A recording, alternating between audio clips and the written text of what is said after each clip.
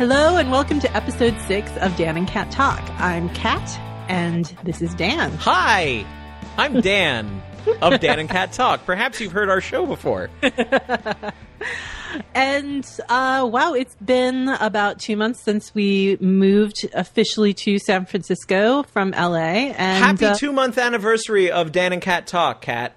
Yeah, oh, I know. Well, that's weird. It's the Is sixth it? episode. I guess it's the 6th episode, but it's every 2 weeks. So yeah, the math kind of works out almost. Okay. This is why I'm not in charge of our finances, by the way. Yeah. Anyway, but we're, I feel like we're finally settled. We have everything unpacked. Well, I take that back. I would say we have everything unpacked, but there's still a number of boxes that have Dan's name on them. All right. Look, my new office is much smaller than my previous workspace. So the boxes that are not unpacked are sort of like my office toys, the tchotchkes, the cool like rock horns statue of the hand, the silver hand. You don't have that at work? I don't have that at work because, first of all, it's fragile. Keep in mind, I'm writing. So here's my thing. Like I work in San Francisco now, but we actually live on the other side of the San Francisco Bay. We live in the East Bay in Hayward. So I take my bike and public transit every day, and that's like an hour-long ride. And anything I want to bring into the office, not only do I have to have surface area on which to put it, but it has to go in on my back. So that makes, like, statues. Yeah, but it's the rock horns, Dan. It Anything is. if any statue you have or any tchotchke you have, I would think that would be in there. I would like to do it, but someday, like, I can drive in on a weekend and I can bring in crap.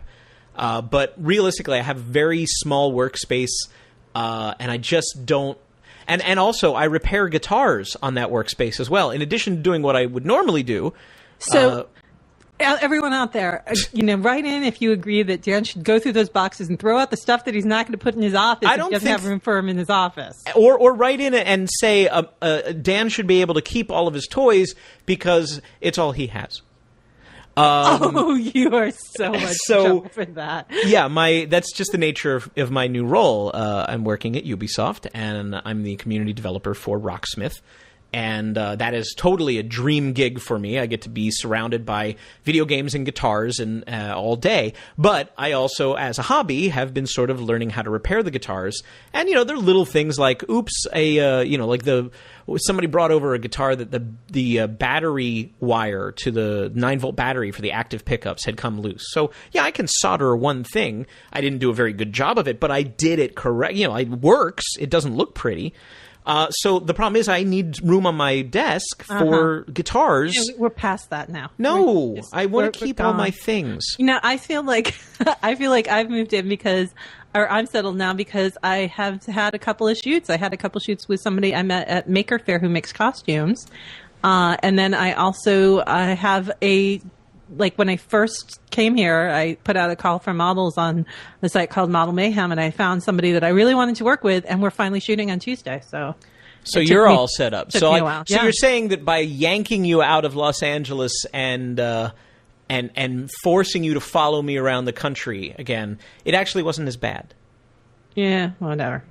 Anyway, speaking of Los Angeles and people that and missed opportunities in right? Los Angeles, yeah. Dan worked.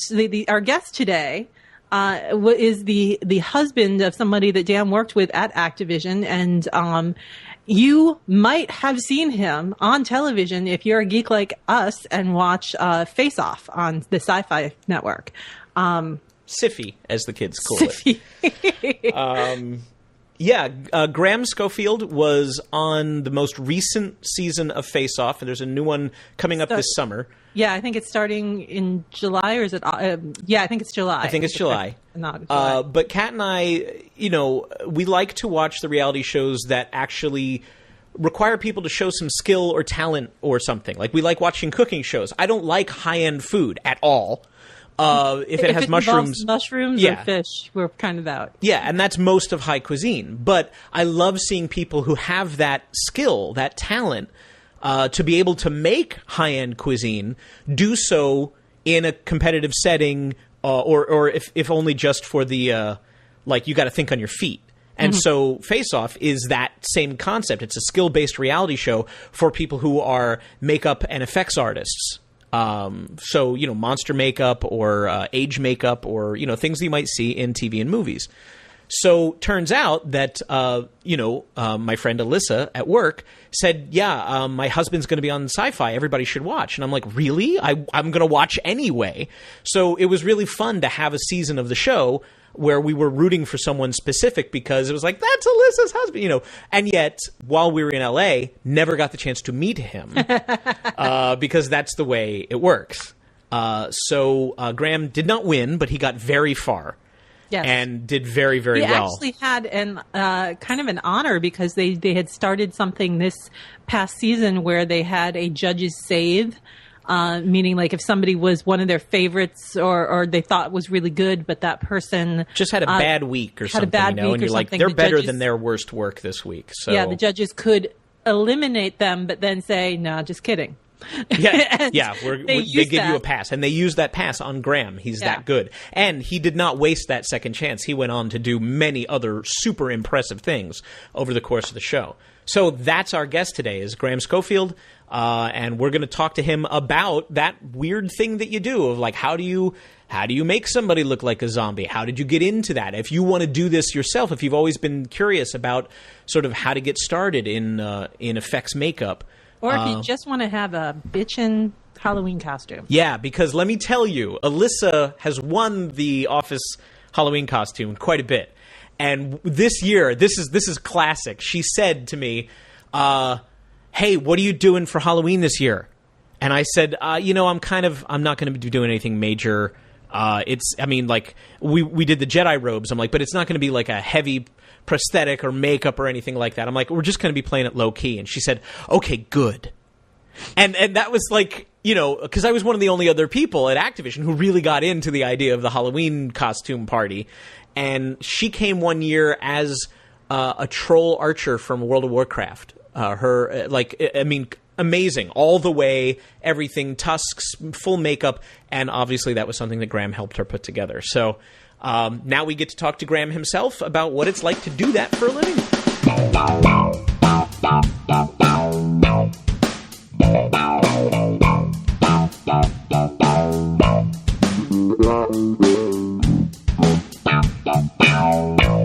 Hey, there's Graham. Thank you for being here, Graham. Really appreciate your time. Hey, I'm happy to be here, and did I get the cool bass music to introduce me? Yes, you do. I'll give you the funky bass music as your intro. That's fine.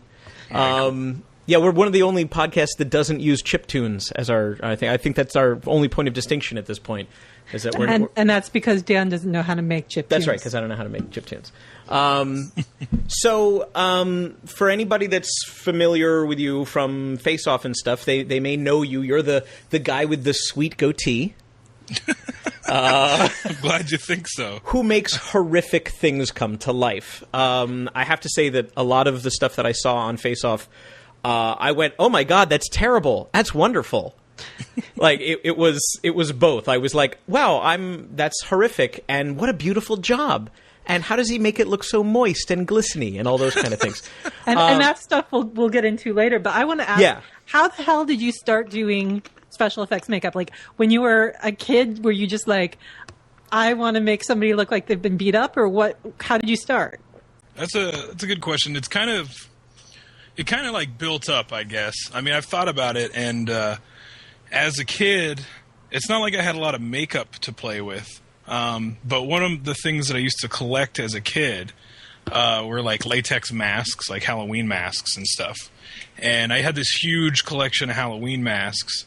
They were all balled up in like a closet that I had, but like every Halloween I'd get them out and I'd set them all up and I'd look at them and I'd go get new masks and I'd be really stoked about it and like get really defensive about my parents even touching my masks and stuff.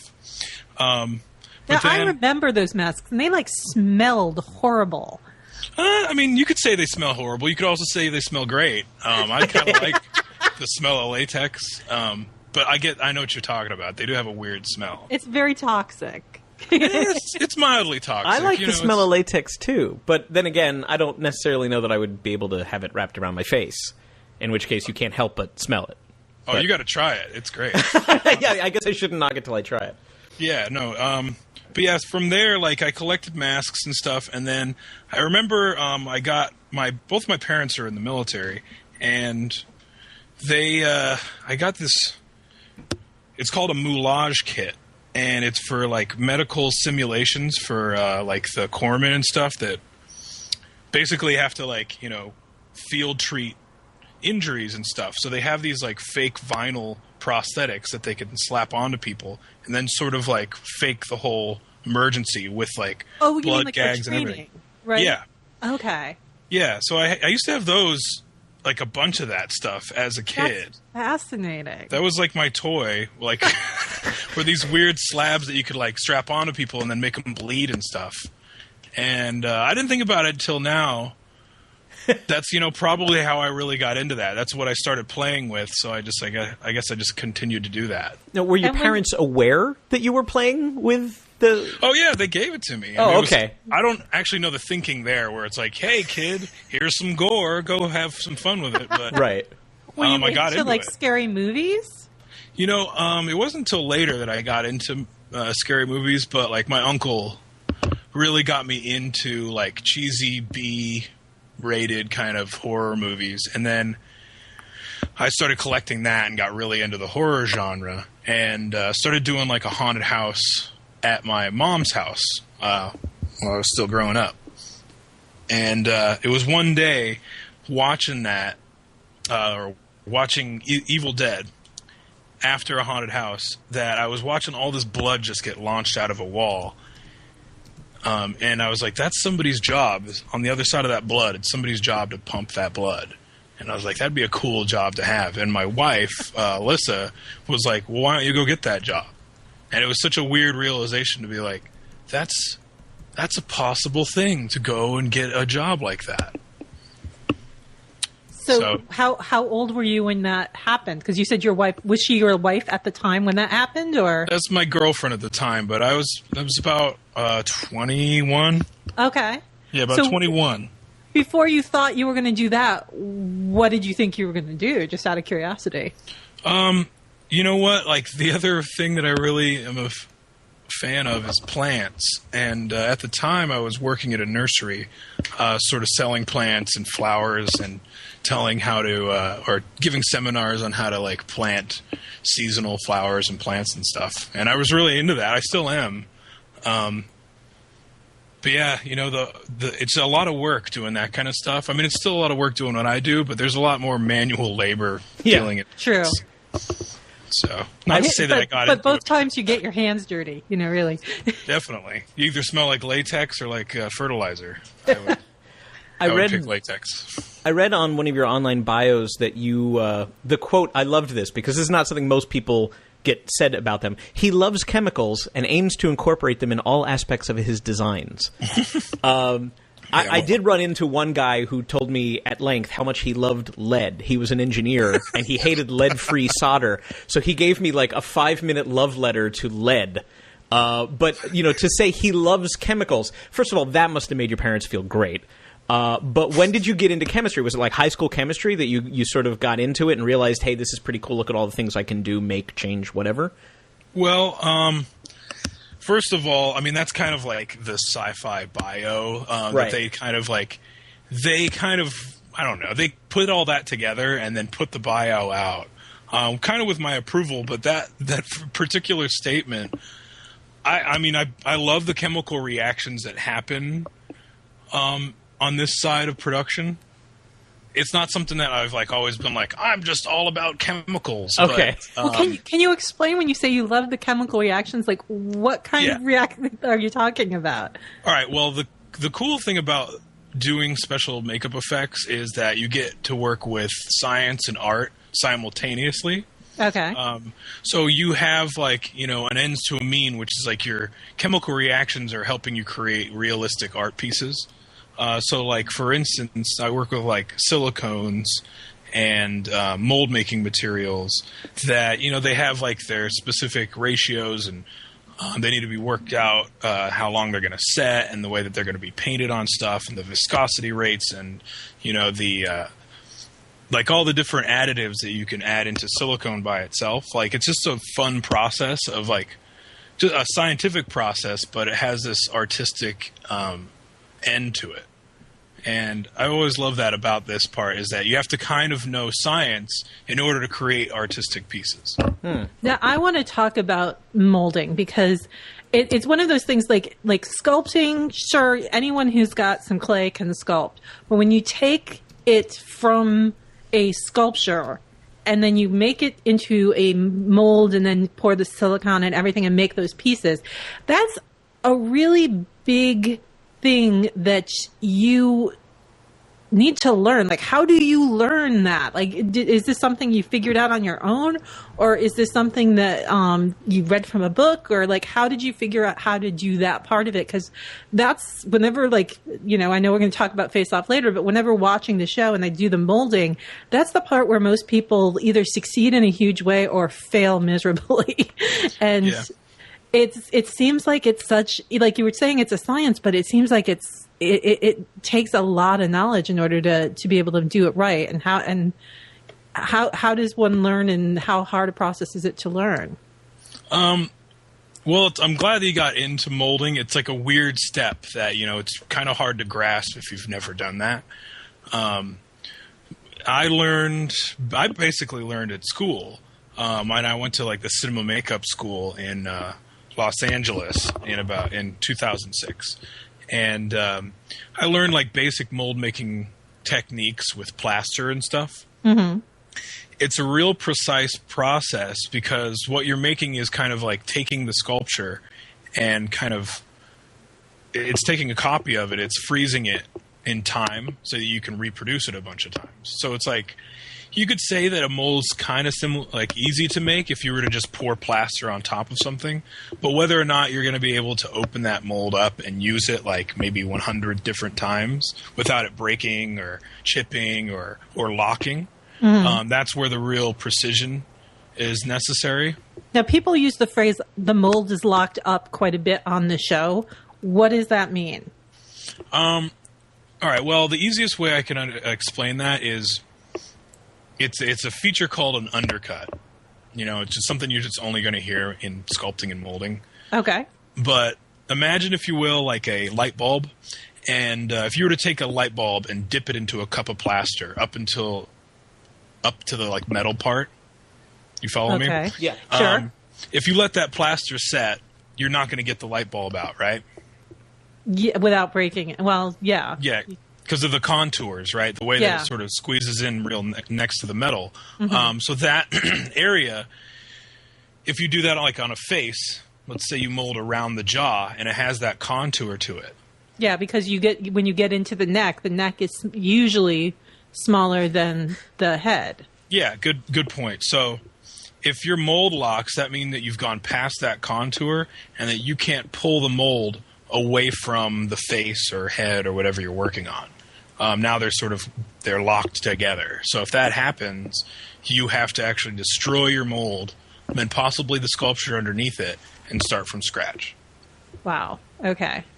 So that's something that you probably learned pretty early on not to do.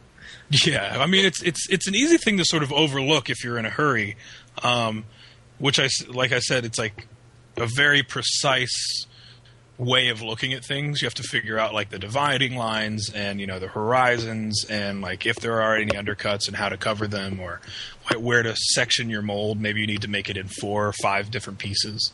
So it's kind of a mathematical and puzzle-like process, putting molds together. Now, one of the things that they don't really show on the show, but I always sort of figure, is you're taking a head that has been cast from whatever actor you're going to be using, and then you sculpt on top of that, and then you make the mold, and then you clean out the clay from the mold.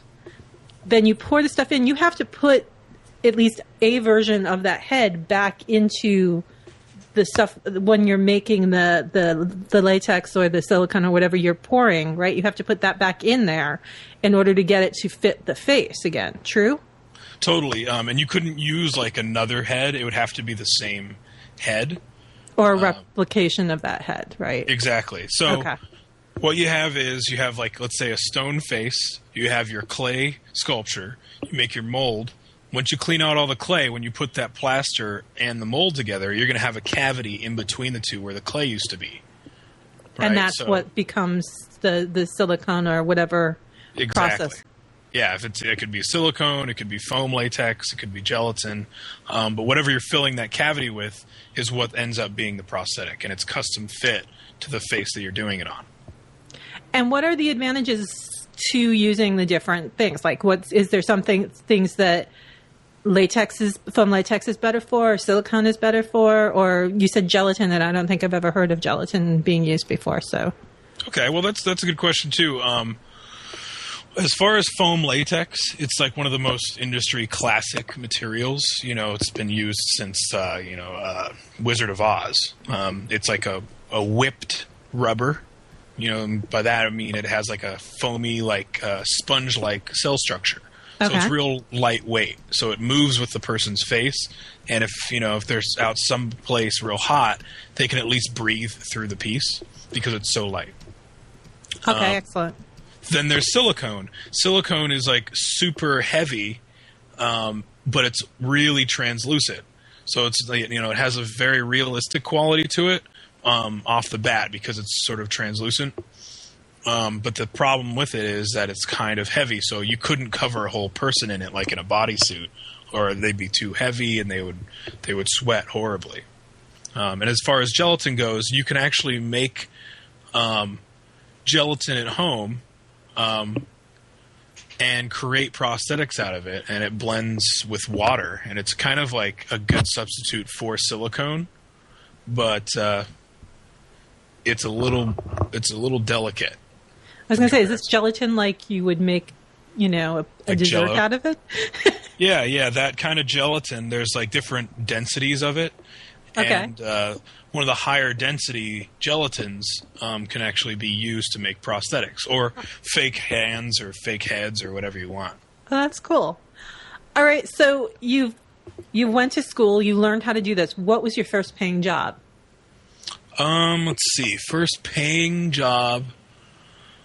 Well, I got a gig right in the middle of graduation, right in the same week, and it was kind of paying. A lot of times you have to kind of put money into it, but like I got paid for the materials, and it was kind of cool. I had to figure out how to blow guys' brains out, and it's something I had never done before. But it was in a short movie called Tales from the Dead, and this guy just gets shot. He's got like a plastic bag over his head, and you're looking at him from behind, and like you see his brains just get splattered on the inside of the plastic bag.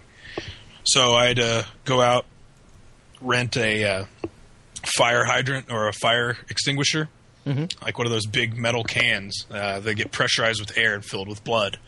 And I ran like a tube up the guy's head and made this cool little PVC nozzle that sort of aimed at the back of his head. And that was my big thing that I had to You've do. actually attached it to the back of the actor. Like this wasn't a fake head. This was an actual actor. Yeah, it was low budget, and luckily the way that the plastic bag was on the head kind of obscured what was going on underneath it. So I just sort of made like a little helmet with a tube, and then hooked up the pressure nozzle to it, and then just let the blood rip. Wow, yeah, it was fun. It was fun. It was actually kind of like for a first job. That sounds. I blew somebody's brains out today. Yeah, I figured out how to blow somebody's brains out. I'd never done that before. All right, let's have dinner. Yeah, it's funny to say it like that, but it was like a big moment for me because I was like, all right, here we go. And I remember hitting the nozzle. Everyone's like watching, like, oh, this is going to be awesome.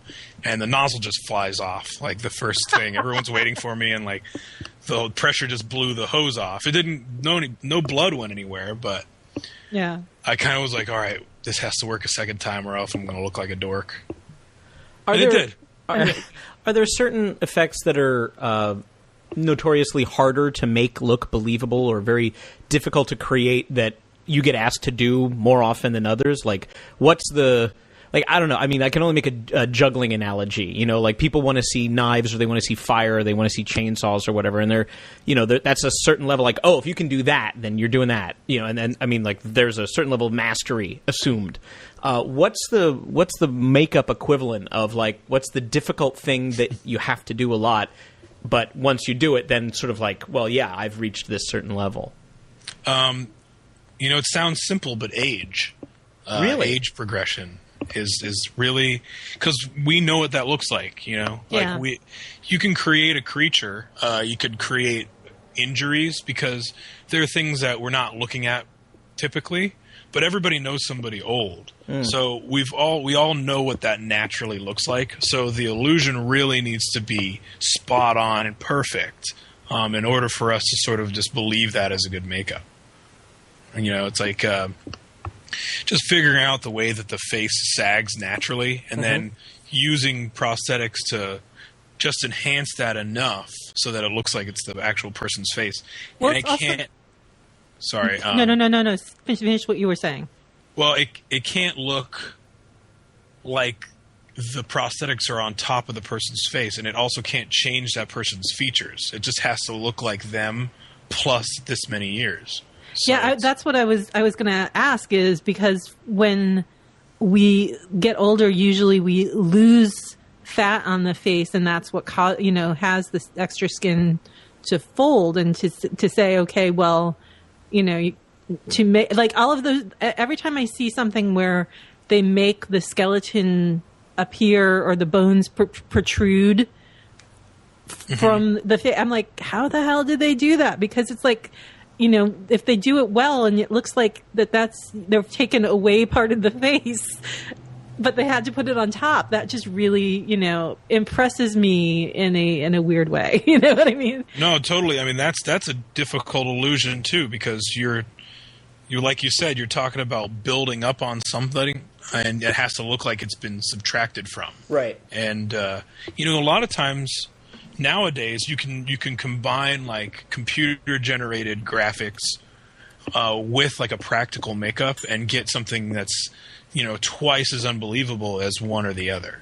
You know what I mean? Like when they work together with like CG and practical effects, you get something that you can look at and kind of like wonder about whether, you know, if somebody's like in a makeup, sometimes you can kind of tell and you can go, oh, I get where that makeup's going. Or if it's CG, you can go, oh, that looks like a cartoon. But when they work together, that's where you get real good illusions. Do you have to build in a certain way if you're working with, if it's going to be CG'd afterwards? I mean, we're used to green screen. You don't have to like put a green screen in somebody's face, do you? Or kind of. I did a makeup for, it's a while ago, but there's a movie called The Eye with Jessica Alba, and it came out like 6 years ago or something.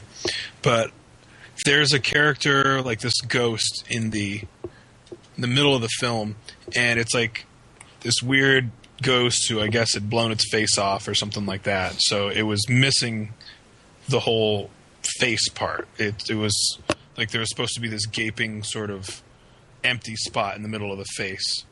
And so I sculpted a prosthetic that just, you know, kind of created the flared out flesh and the skin look.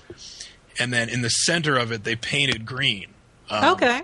You know, like a real vibrant green. And they were able to digitally just sort of move in and create more depth in the middle of the prosthetic. So the two sort of married together and worked really well. I have never seen, I've never heard anyone talk about that. So that's absolutely fascinating to me. Yeah, it looks pretty good when it's done right, and you got like practical effects on top of green screen effects. Like it just, like I said, you know, you get to look at it again and go, "Huh, how does that even happen?" You know, and that's the real magic. Is when you can do that. Well, talking about that kind of thing, like the technology, like we're in an age where technology keeps increasing and keeps increasing. What technology has really changed the industry since you've been working there? Like what has caused the most innovation or you know, basically changed the way you would work? Oh, if there has been one. Well, most definitely 3D printers. That's it's worked its way into my industry. Pretty much every industry, honestly. But, you can design and machine parts that, might take a couple specialists to create, and you can just sort of create them on your computer and print them out. So maybe they're just like tiny little parts for an animatronic mask, or like an armature for like, the underskeleton of a sculpture, or, maybe you want some intricate horns that are really hard to sculpt or hard to mold. Yeah. Then you can actually just print this stuff out. And are you printing with soy protein? Is that, I think, what most printers use, or are you using something special when you're printing? Well, I'm not sure what most of the prop houses use. It's some sort of weird polymer, plastic resin. Like it's a powder that's like mixed with the resin at the same time, and then it's printed with. Okay. It still needs to be machined and sanded down, but that has it's moving forward so fast that that's definitely the revolution of. Now, if you're working, you said that happens at a prop house. Does that mean that would you as the makeup artist be taking the lead on that and saying, well, I need this, will you make it for me? And then they deliver it, or how does that work? Okay. Yeah, because I don't have a 3D printer. Sure. If I did, I would be doing it all day. But it's the kind of thing where I can go and farm out this particular thing. So maybe I sculpt, let's say I got to do some sort of gargoyle, and I'll sculpt out the face and the design, whatever I want to make. And then maybe I've got this idea for some really cool horns, and I don't want to take the time to sculpt and mold them. I can send the digital print over to a 3D printer and have them bust it out for me, and then just graft those into my sculpture. Now, do you build, are you doing a 3D model in your computer of what you want that to look like, or? If that was the direction I'd want to go, yeah, I would have to use one of those digital sculpting programs, or get somebody who's really good at that. Cool. Okay, go Dan. All right. Well, I wanted to ask you sort of, I've seen some of your work. If anybody hasn't seen your work, we'll get to the plugs at the end, of course, but GCSFX, you have a lot of your work up on your website, gcfx.com, and the one that really struck me that I loved was, I think it's called The Last Laugh. Oh, yeah. It's a very... really and let sick you know what take. Dan thinks of clowns. Really. Yeah, really. If you don't like clowns, this is a great piece for you. But it's basically a clown shotgun suicide. And I didn't get all of the little subtleties until your wife Alyssa pointed out some of them to me. So, as soon as I won't ruin anything, but I'll say keep looking, because there's lots of little touches to that piece. But what is your favorite that you've created? What piece are you the most proud of? Because that'd be my favorite, and that if I wanted somebody to see, look at what a talented sick person can do, I would point them to that. But do you have something that you've made, whether it's for your portfolio or on a job, that you're just like, man, I'm super proud? Well, first of all, I'm glad you like that. Thanks a lot, because that particular piece was that's 100% me, from concept to creation, where I had never image. seen that before. Let's put it that way. And I was a weird image in my head that I was kind of like, I just need to have this out. Right, and, right, because it's only going to do damage if it stays in. Yeah, it's got a comedic quality, as well as kind of makes you think, and it's definitely disturbing. But, as far as being proud of what you work on, it's strange and it sounds corny, but almost every time I'm doing something, I try to get the most proud I've felt about that project in particular. So, sure. Whatever I'm working on at the time, I'm trying to make the best I possibly can. I would say that Last Laugh is probably one of my favorites, because it's just, just a weird idea, and it says a lot, and that actually has gotten a lot of good reviews from the people who have looked at it. Mm-hmm. And an interesting side note to that, the guy who's in the makeup is George Troster, and He's in season 7 of Face Off that's coming out in July. Oh, really? Yeah, he's a good friend of mine, and he ended up being the model for that particular makeup. Well, speaking of Face Off, That is a perfect segue. Nice. let's talk a little bit about it, because like when I first heard about the show, I think I started watching it in the middle of the first season. I was like, this is fascinating, because this is Dan and I are, I'm going to say reality show junkies, but very specific reality show junkies. Skill-based reality show. Like we'll watch skill-based competition reality show junkies. We want to see people who have rare abilities, people who do something specialized, and not just like dating shows, like we like seeing cooking shows. And I don't care if you're a housewife wherever you are. Right, exactly. It's like, you can be the real housewife of I don't care. Yeah. But something like Face Off is much more, it's an artisan show. It's a craftsman show. Even the cooking shows are like, you have to have a certain level of skill, and that it's everything that you see is therefore, it's interesting because it's a personal expression. But what I do think is funny is that they have succeeded in making this whole genre of taking people who are very skilled at what they do and then put them in a situation to do that where they have neither the time nor possibly the resources to actually do it well, and then they judge them on it. So how, how is the, talk us through, how is the audition process, and is it really as crazy as it seems? So what was it like? Well, yes, it's as crazy as it seems. It's definitely as crazy as it seems. The time constraints are ridiculous, and time is the great equalizer. Where you might have somebody who can sculpt 3 times as good as me, but can they do it in 1/3 the time? Yeah, exactly. Yeah, so that's the thing: is can you get it done and inspectable within 19 hours is the ultimate amount of time that you get. Really? Okay, because it's weird when they just tell the audience 3 days or whatever it is. We don't actually know what a work day is for you at that point. And what that is actually is you've got about 5 to 6 hours the first day. You get about 8 to 10 hours the second day. And then you get 5 hours the last day, and that means you get 4 hours in the lab, and then 1 at last looks. So you're going as fast as you possibly can, thinking about that clock the whole time, and it's within 3 days, but they break it up so that it's a total of 19 hours, and you don't really get to work on anything when you're not in the lab. So when you go home, to the cast house, there's no drawing. You can't design stuff. Oh, you can't draw. No, I thought you're that not maybe allowed you to. could just doodle and think of things, but oh wow, okay.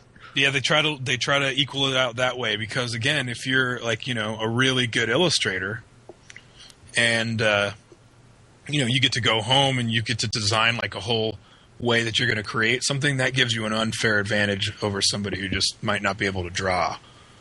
Huh. So it's like you got that 30 minutes at the very beginning to create your design, and then you got to kind of move on with it. No, I'm just guessing because I'm looking at what they do, but they take your rough sketches and then they create a sketch that they show on the show, right? Because there's a sameness to the sketches that they show that I cannot believe is everybody drawing.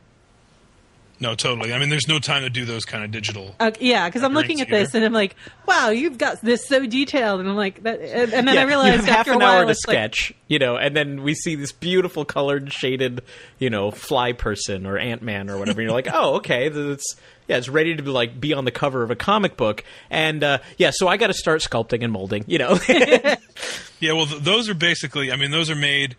After the makeup is completed, so that they, it just kind of gives a better direction as what you're doing. But there are artists like Rashad, for instance, the winner of the last season.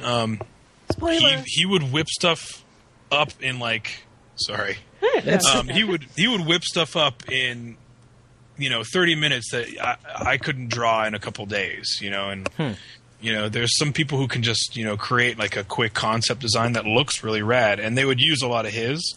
But, some of the other ones, including myself, like, my drawings end up looking like a schizophrenic 8-year-old did them. So, now I really want to see. Yeah, now I would really want to drawings. see your artwork. Yeah, it definitely looks like that though. But I've owned that, and I don't mind that they redo the designs. But yeah, as far as the audition process, it's kind of interesting. What they put out like a casting call, and they're like, all right, well, you can put in a video of you doing a makeup, and you can take as long as you want making the video. The video has to be about 5 minutes long.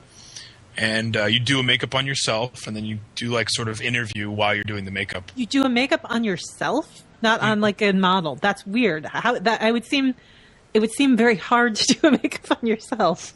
Well, yeah, I mean, people are doing it every day, but like, it's backwards. I mean, yeah. I guess people who are putting on eyeliner and cosmetic makeup are used to that, but it's the same kind of thing. You just got to glue stuff on kind of backwards. But Lon Chaney did it, and I did not know that Lon Chaney did his own makeup. Oh, wow. Let's get into Lon Chaney for a second. Okay. Because he's like one of the grandfathers, or the grandfather of special effects makeup. So, yeah, that guy would do his own makeup. He was like an artist / makeup art. I mean, an actor / makeup artist. And, he did the Phantom of the Opera, the Hunchback of Notre Dame, and all sorts of different makeups. He was known as a man of a thousand faces. Yeah, okay. I always knew that, but I never knew he created those faces. Yeah, I assumed that was just because he got cast in a lot of different roles that required makeup. I did not know that he was doing his own makeup or helping create those looks from scratch. Oh yeah, Lon Chaney was the man. You think back then, you're going to be like, oh, I'm going to look at a Lon Chaney makeup and like, yeah, maybe it'll look good for the time, quote unquote. But like, you look at his makeups that he did on himself, and they're clean. They're just as good as today's makeups. For the time that they were made in. And he was rumored to like disfigure himself and all sorts of stuff because it was like unbelievable the way that he was creating these makeups on himself when nobody else was doing that. So rumor was that you could hire Lon Chaney for a film, and he would do whatever he could to his face to create that creature that you needed. Wow, that's really going to be a high thing. If you're doing the makeup too, I can't believe anyone would not hire him for that if they do that.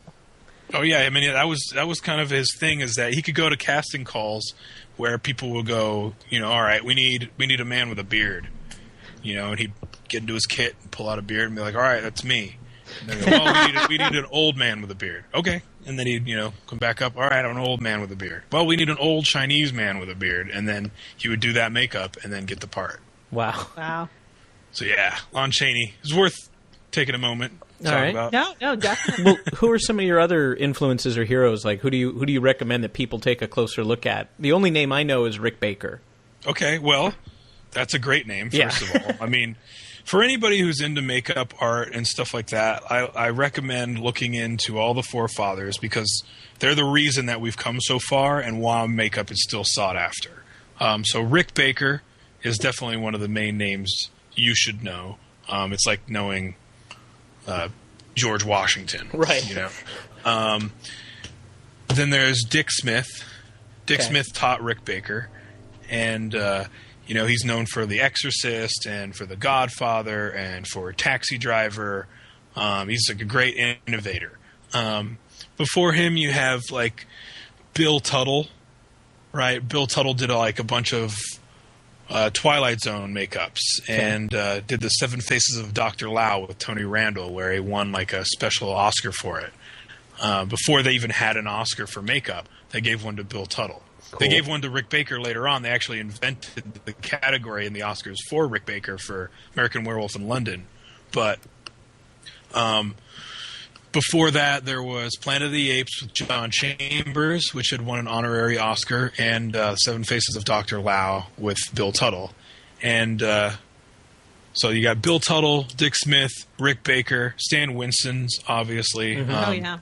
Because like that's beyond makeup, right? You have like a man who's doing stuff that's like a life-size dinosaur. That's like takes special makeup effects and just turns it into its whole new realm of creature creation. And Stan Winston was kind of a good pioneer for that. Rob Bottin, another amazing makeup artist who really innovated some incredible work for like The Thing, the John Carpenter version. If you've never seen that movie, check it out. It has makeup effects that have never been duplicated and are still bewildering to look at. It's just an amazing movie and amazing special effects by Rob Bottin, another guy worth looking into. Mention a couple other names just for anybody who's interested. Yeah. There's a name out there, I don't like to mention her because early on in the days of special effects with like the Westmores and stuff like that, there weren't any women doing it.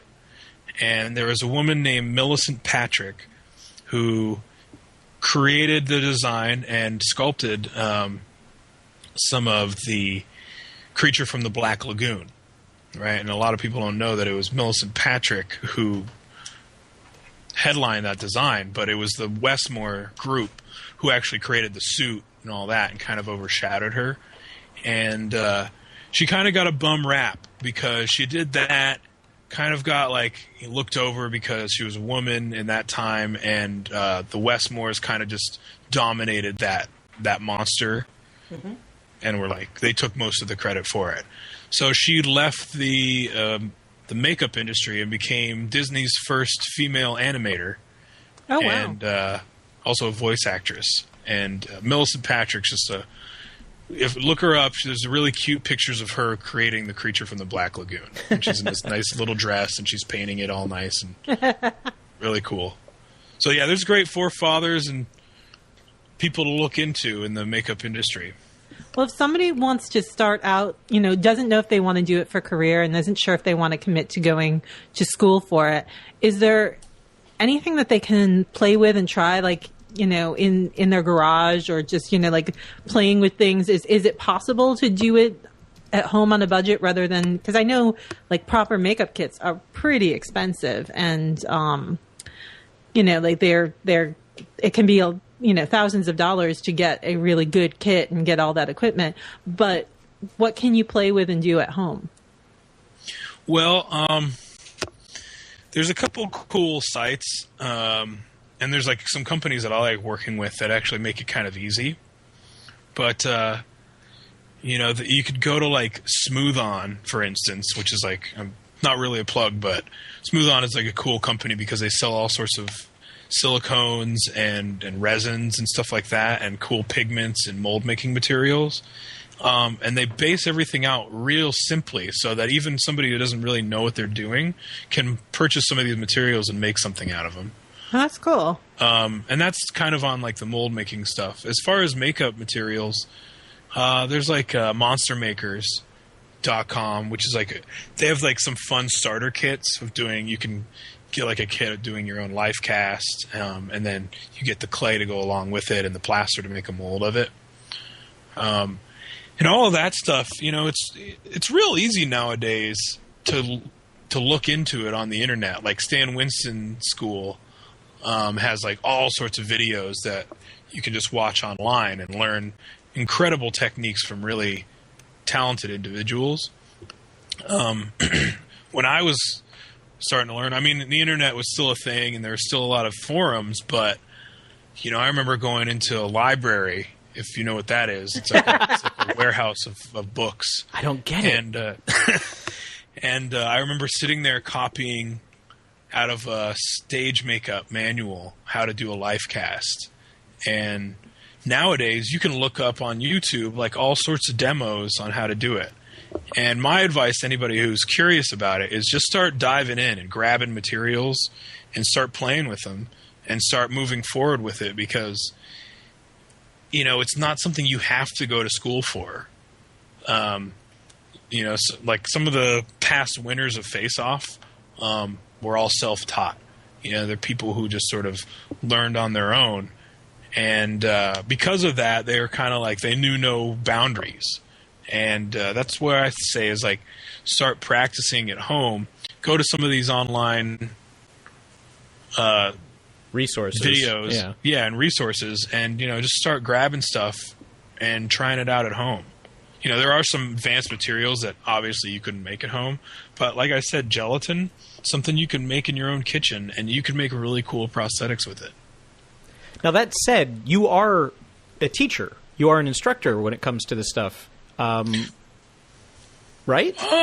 Kind of.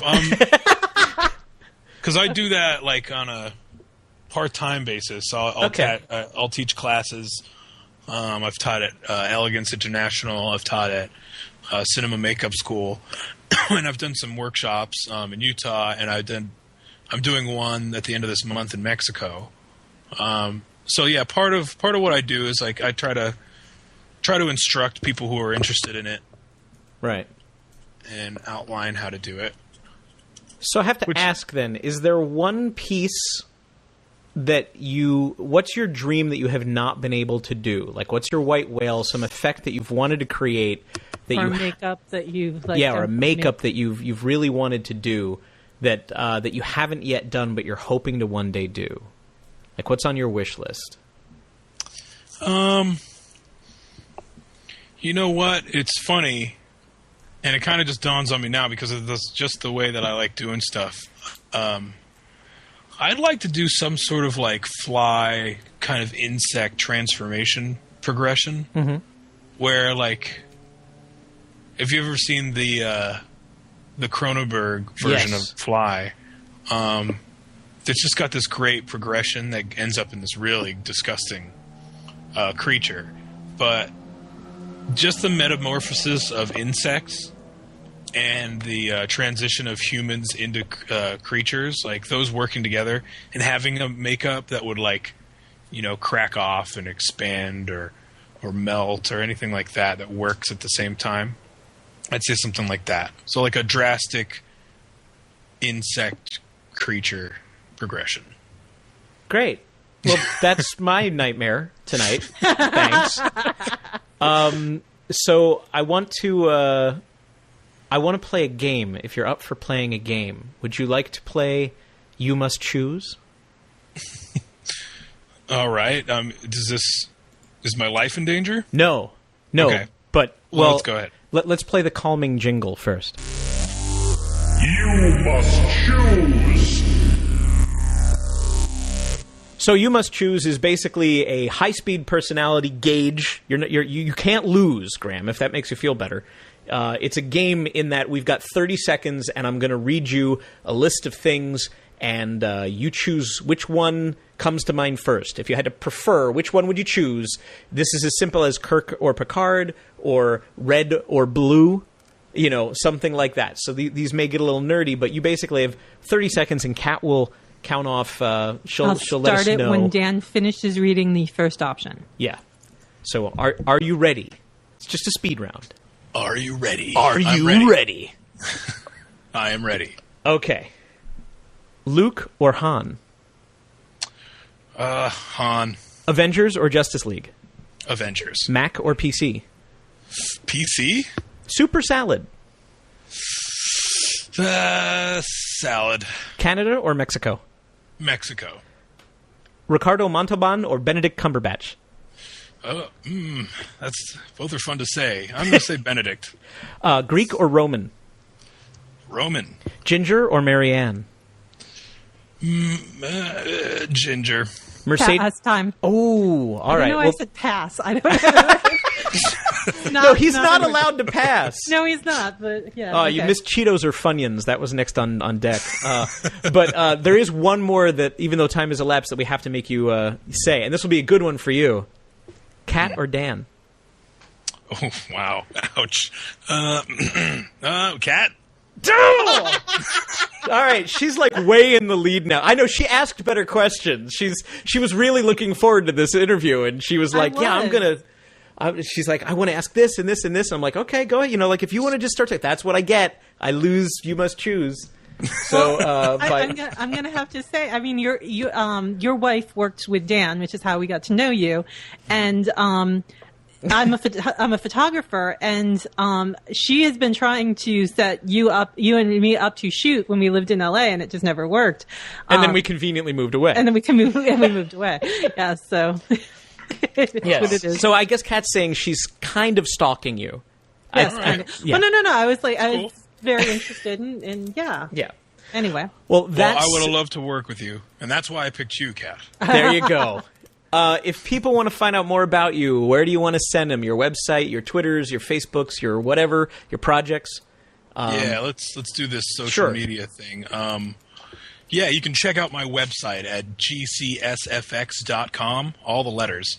You can also check me out on Instagram at @gcsfx, same thing with Twitter.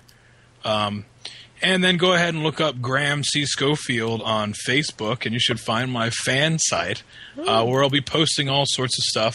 I try to stay real frequent with just posts of cool pictures of the stuff I'm working on. And honestly, Instagram is kind of where a lot of it's happening right now. There's a lot of cool pictures that I'm posting up there. So if you're interested in the process and to see my projects progress, you can check me out on Instagram and then go over to my website, gcsfx.com, and see what the end result looks like. Excellent. I have one last question, One because I last meant to ask it. You said on Face Off they gave you 19 hours to do a makeup. Mm-hmm. What is the typical time that you would prefer to have to do a makeup along those, along the lines of the stuff they were asking you to do? Yeah, what's a more reasonable timetable for what they are making you do in 19 hours? Let's call it 3 weeks. 3 weeks would be the kind of timetable I would like. Like, let's say, the voodoo wizard, the zombie sort of voodoo wizard that I made.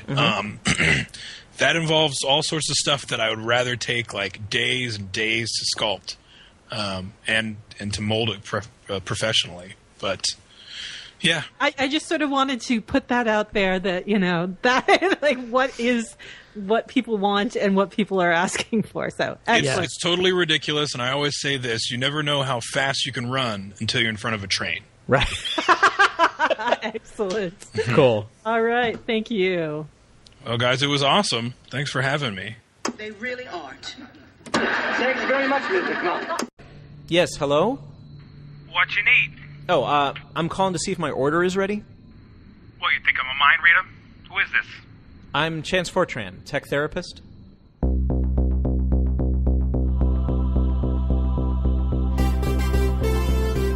Yes, it's Chance Fortran, tech therapist. As the future's premier interstellar IT specialist, Chance travels the galaxy repairing the rifts between users and the technology on which they depend. Today, we find Chance running errands. Chance Fortran. Yeah. Your stuff is done. Come and get it. Oh, really? Great.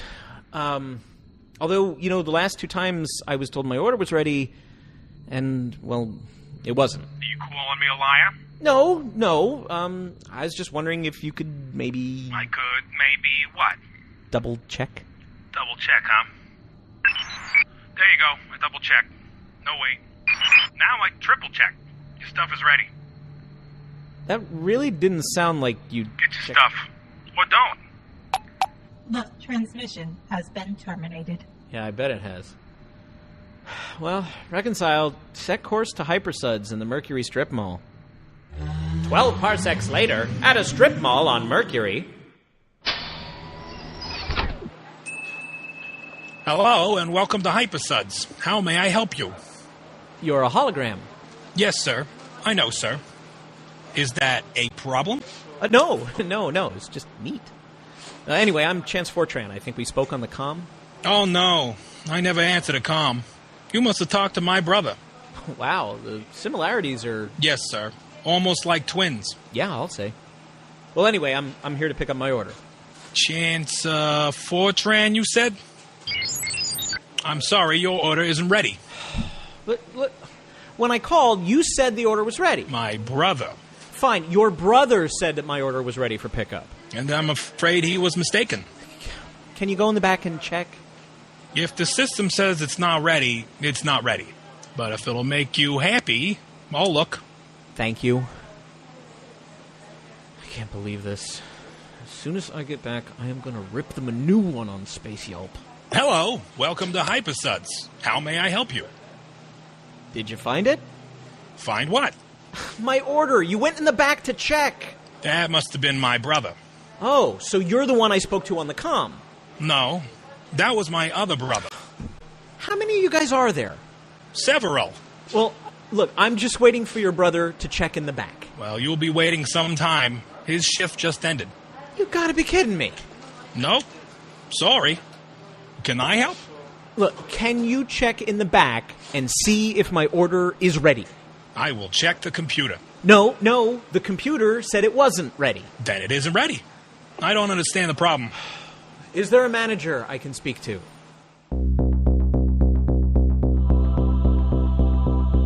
Join us next time for another adventure with Chance Fortran, Tech Therapist.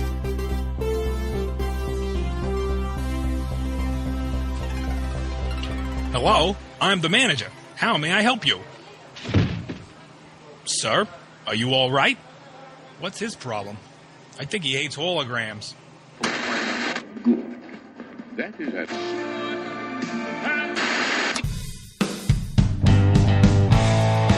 This has been episode 6 of Dan and Cat Talk.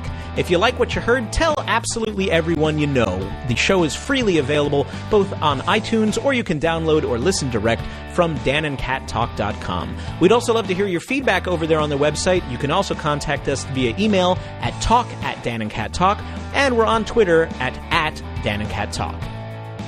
Chance Fortran, Tech Therapist is written and directed by Katrin Auk, with audio production by Dan Amrick. This has been a Play Record Pause production.